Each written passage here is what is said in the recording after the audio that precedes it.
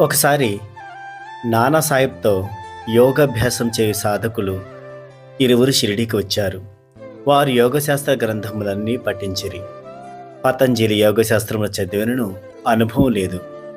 సమాధి స్థితి ఎందు కొంచెం సేపైనను మనస్సు కేంద్రీకరించలేక, ఏకాగ్రత కుదరక, బాబా ద్వారా తాను సమాధిలో ఎక్కువసేపు ఉండే విధానం నెరవదలిచి షిరిడీకి వచ్చారు.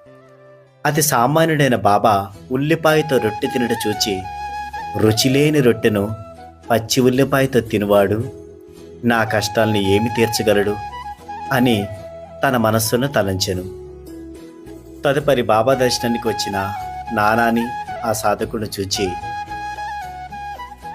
నానా, ఎవరికి ఉల్లిపాయను జీర్ణించుకొనగలిగిన శక్తి ఉంటుందో వారే దానిని తినాలి.